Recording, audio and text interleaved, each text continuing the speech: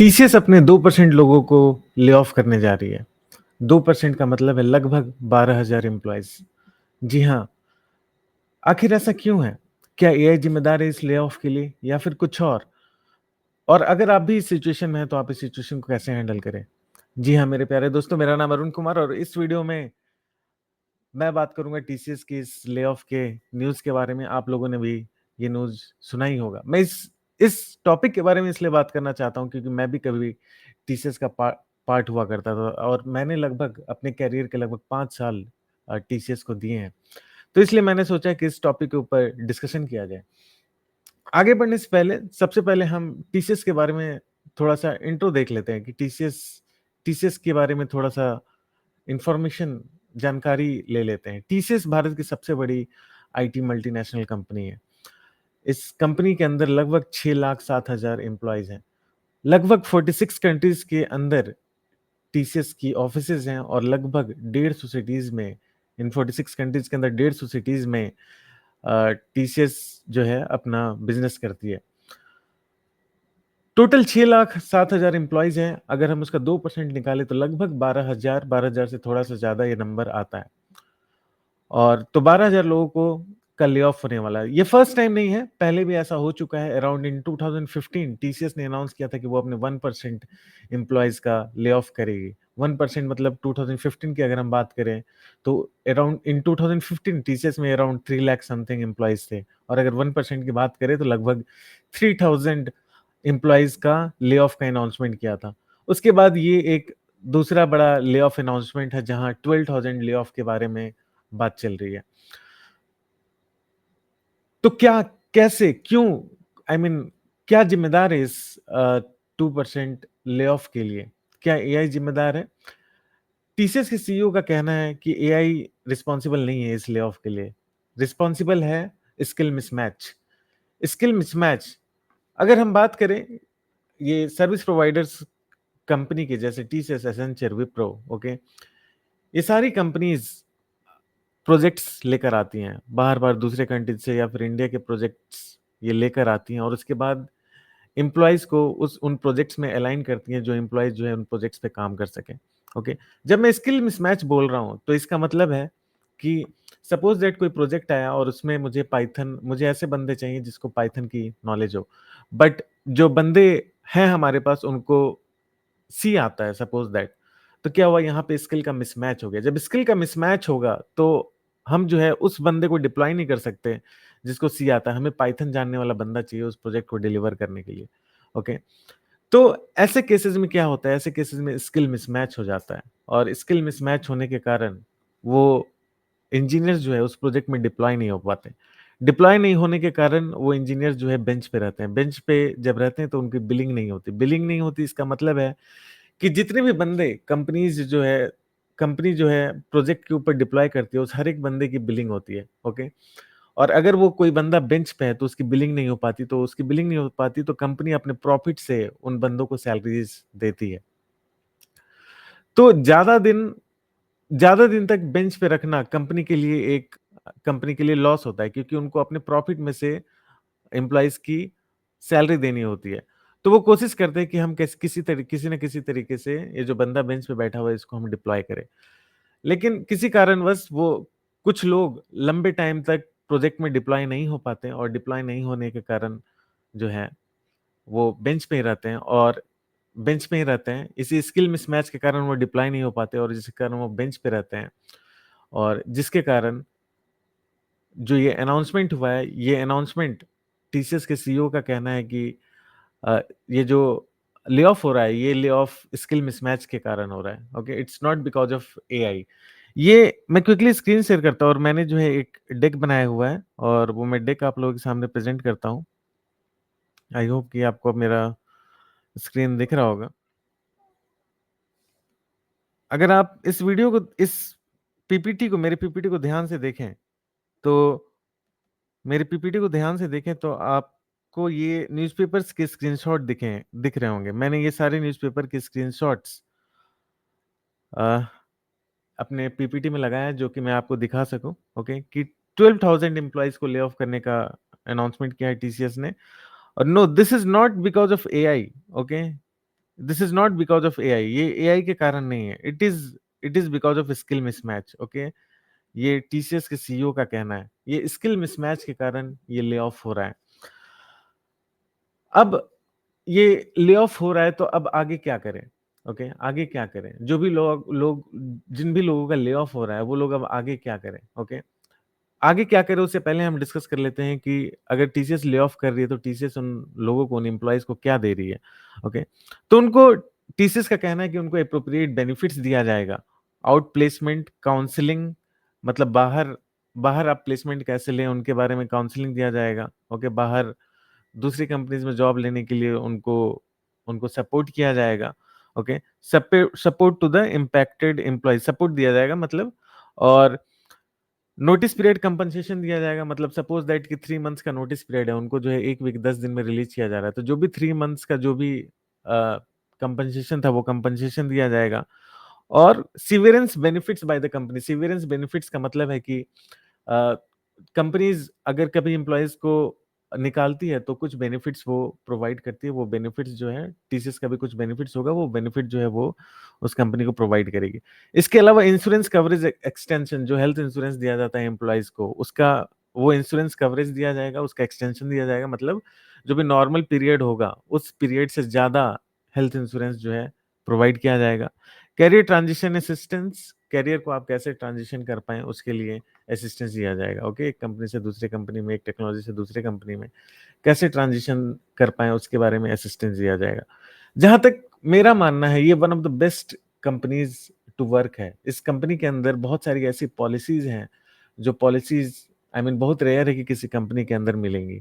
चाहे health insurance policy की हम बात कर ले, चाहे लीव पॉलिसी की बात कर लें, चाहे ऑन साइट अपॉर्चुनिटीज की बात करें, चाहे हम अपस्किलिंग अपॉर्चुनिटीज की बात करें। ओके, तो इतने सारे फैसिलिटीज इस कंपनी के अंदर होती हैं कि शायद ही किसी कंपनी के अंदर इतनी सारी फैसिलिटीज मिलती हैं। तो टीसीएस अगर ले ऑफ कर रहा है तो इन सारे बेनिफिट्स के साथ ले ऑफ कर रहा है। ओके, और इस ले ऑफ का इम्पैक्ट क्या हुआ, एक नाइट्स नाम की ऑर्गेनाइजेशन है। ओके, ये ये इसका नाम है नेसेंट आईटी एम्प्लॉय सर्विसेज।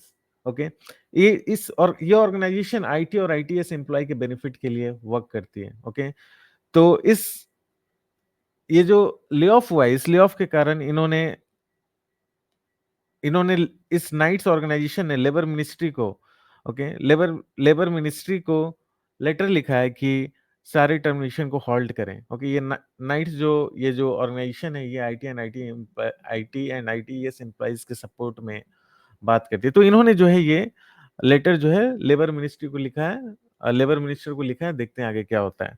ये एक लेटेस्ट न्यूज है।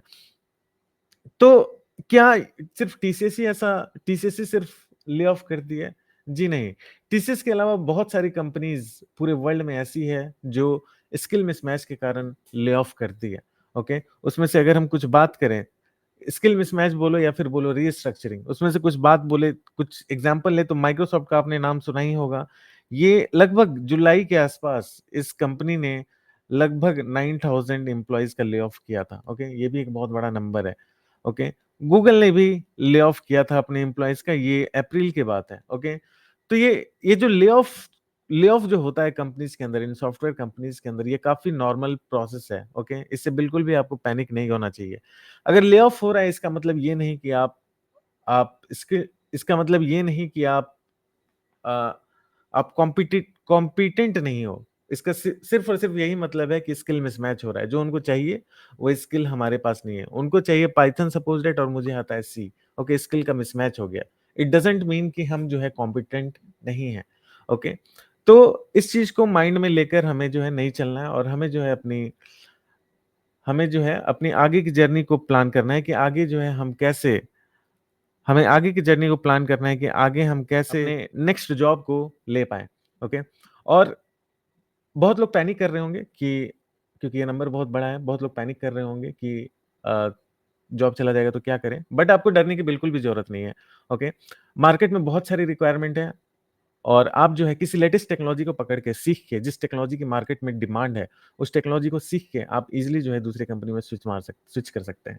इवन मार्केट में इमीडिएट जॉइनर्स की बहुत ही ज़्यादा डिमांड रहती है हमेशा, ओके?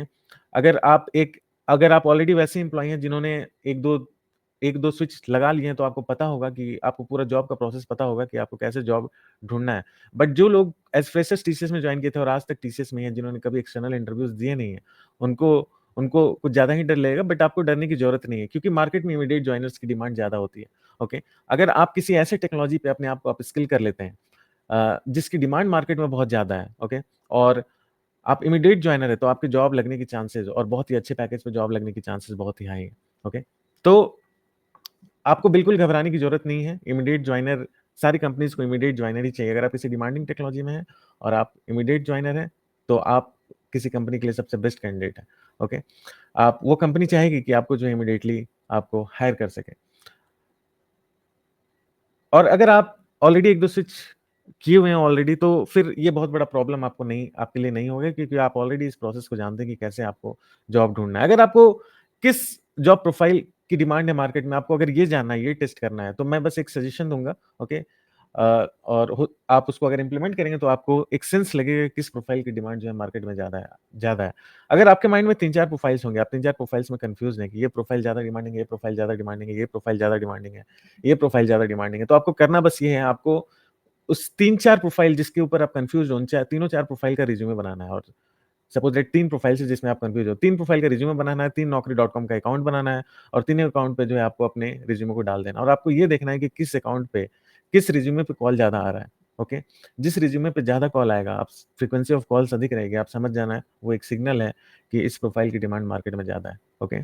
और और आप जो है आँख बंद करके उस प्रोफाइल की तरफ अपना प्रिपरेशन स्टार्ट कर सकते हैं। टीसीएस आपको कंपनसेशन दे ही रही है, आप आराम से 2-3 महीना बैठ के प्रिपेयर कर सकते हैं और ईज़िली जो है आप फिर से इंडस्ट्री में जॉब पा सकते हैं। अब बहुत लोगों के मन में ये डाउट आता है, अच्छा ले ऑफ हो जाएगा तो फिर मैं नेक्स्ट कंपनी में बोलूँगा क्या? क्या बोलूँगा कि मुझे टीसीएस ने ले ऑफ किया है? आपको ऐसे नहीं बोलना है, आपको सीधा इस तरीके से प्रेज़ेंट करना है अपने आप को कि I was on bench and I resigned from the company but uh, but since I was on bench so I got early released, okay? So I got early release मैं जल्दी रिलीज़ हो गया और मैं जो है अभी जॉब ढूँढ रहा हूँ, आपको ये बोलना है, okay? It will have a positive impact on the interviewer जो भी आपका इंटरव्यू लेगा और इससे कोई नेगेटिव इम्पैक्ट नहीं जाएगा। ये एक सजेशन है मेरा आप लोगों के लिए जो जिसके मन में डाउट आ रहा होगा कि मैं बोलूँगा क्या कि अगर मेरा ले ऑफ हो गया तो फिर मैं बोलूँगा क्या सामने? जो दूसरी कंपनी में अगर मैं जॉब ढूँढने जाऊँगा तो मुझे बोलना क्या है? ओके। आई होप कि आपको जो भी लोग इस चीज़ से जो भी लोग इस चीज़ से इम्पैक्ट हुए होंगे, आपको ये वीडियो काफ़ी हेल्पफुल लगा होगा।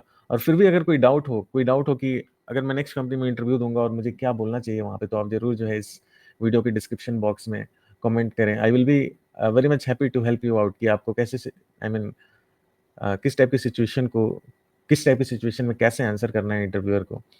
और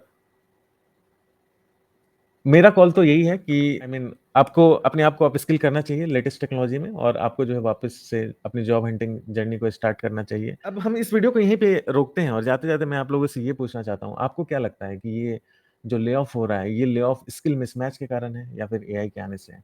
ओके। ज़रूर जो है अ, आप इस वीडियो के डिस्क्रिप्शन बॉक्स में इस क्वेश्चन का आंसर दें और अगर आपके माइंड में कोई भी क्वेश्चन आ रहा है, ओके, दूसरी जॉब हंटिंग के लिए कैसे हम जॉब सर्च करें, तो ज़रूर आप जो है इस वीडियो के डिस्क्रिप्शन बॉक्स में उस क्वेश्चन को डालें। इस वीडियो में हम यहीं रुकते हैं। Thank you so much everyone. Bye, take care.